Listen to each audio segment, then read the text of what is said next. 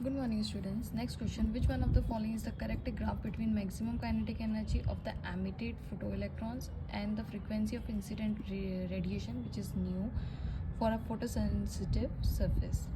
देखिए कौन सा ग्राफ सही है, आपको ये वाला तो अच्छे से पता ही होगा, तो इसका सही ऑप्शन सी है।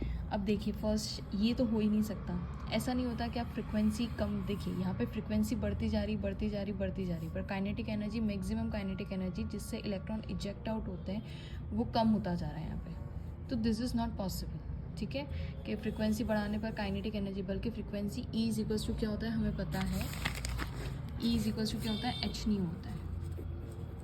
ठीक है, तो जितना ज़्यादा फ्रिक्वेंसी को इंक्रीज़ करेंगे उतना ही ज़्यादा एनर्जी इंक्रीज़ होगी।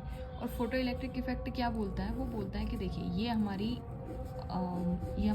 न्यू फ्रिक्वेंसी हम यहाँ पे दे रहे हैं और यहाँ पे हम दे रहे हैं काइनेटिक एनर्जी। ठीक है, अब यहाँ पे आप गौर से देखिए कि अगर फ्रिक्वेंसी ज़ीरो है तो of course kinetic there is no energy, लेकिन जैसे जैसे आप फ्रिक्वेंसी बढ़ाते जाएंगे आप एक मेटल सरफेस है, इस मेटल सरफेस के पास अपने इलेक्ट्रॉन्स है, बाउंडेड एटम्स है ना, इनके बीच में बॉन्ड्स है, सब है यहाँ पे। अब क्या होता है जब आप फ्रिक्वेंसी देते हैं, सपोज आपने एच न्यू फ्रिक्वेंसी का रेडिएशन दिया, अगर ये इसके जो बॉन्ड्स होते हैं, अगर ये इसकी वाइब्रेशन फ्रिक्वेंसी से मैच हो जाता है तो इसको एब्जॉर्ब कर लेती है। एब्जॉर्ब करने के बाद क्या होता है, ये बॉन्ड्स वाइब्रेट करते करते ब्रेक होते हैं, ब्रेक होके यहाँ के इलेक्ट्रॉन्स कहाँ आएंगे, सरफेस पे आएंगे। सरफेस पे आने में उन्हें कुछ ना कुछ इतनी एनर्जी आपको देनी पड़ेगी ताकि वो सरफेस तक आए, फिर सरफेस से इजेक्ट आउट होंगे, तो अब इजेक्ट आउट होंगे तो उनको पास वेलोसिटी होगी, तो that velocity is nothing but the kinetic energy which is equals to half of mv², that is the maximum kinetic energy से निकलेंगे। तो सबसे पहले आपको क्या करना पड़ेगा, उनको थोड़ी एनर्जी देनी पड़ेगी, उनको थोड़ा वर्क डन। तो जो आपने फ्रिक्वेंसी दी है, जो आपने इंसिडेंट ई एनर्जी दी है, ये एनर्जी ई दी है, वो पहले तो क्या होगा, कुछ ना कुछ वो इलेक्ट्रॉन क्या जो फ्रिक्वेंसी उस सरफेस पे आके गिरी एच न्यू, सबसे पहले क्या होगा, कुछ ना कुछ वो अपना वर्क डन करेगा। वर्क डन कैसे करेगा कि पहले बॉन्ड्स टूटेंगे, एब्जॉर्ब होगा, बॉन्ड टूटेंगे, इलेक्ट्रॉन रिलीज और यहाँ तक आएगा। उसके बाद फिर और एक्स्ट्रा एनर्जी है उसके पास, जैसे जैसे फ्रिक्वेंसी बढ़ाते जाएंगे, तो अब ये क्या काम करेगा, सबसे पहले उसने जो मिनिमम फ्रिक्वेंसी थी, न्यू फ्रिक्वेंसी, उसने एब्जॉर्ब कर ली।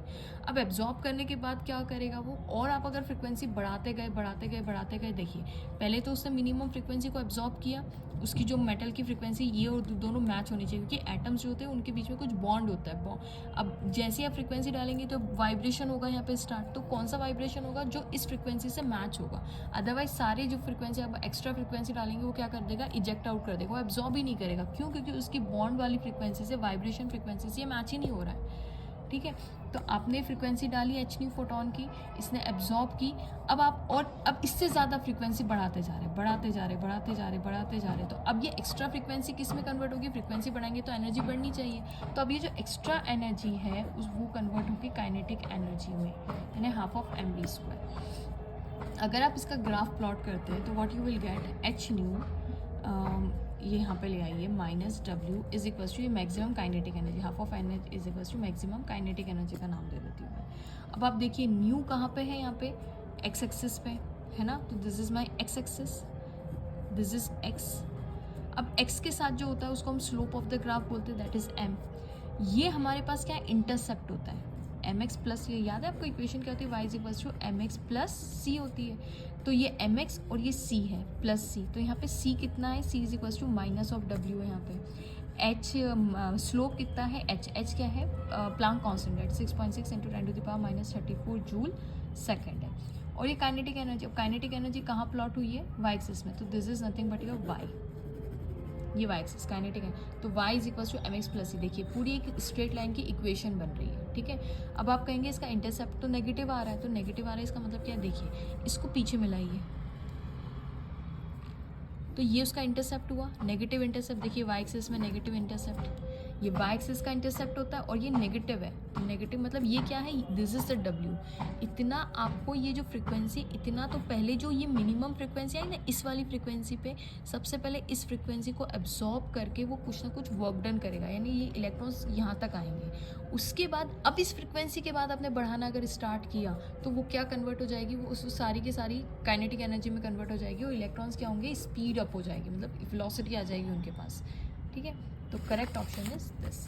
अब आप ये भी कह सकते हैं कि फ्रीक्वेंसी ज़ीरो तो काइनेटिक एनर्जी ज़ीरो, सही बात है, लेकिन हर मेटल की एक पर्टिकुलर फ्रीक्वेंसी होती है जो एब्जॉर्ब करता है। तो अगर यहाँ पे फ्रीक्वेंसी ज़ीरो है तो काइनेटिक एनर्जी भी ज़ीरो है। अब जैसे जैसे फ्रीक्वेंसी बढ़, ऐसा तो होगा नहीं कि जैसे जैसे फ्रीक्वेंसी बढ़ाएंगे फ़ौरन काइनेटिक एनर्जी बढ़ जाएगी।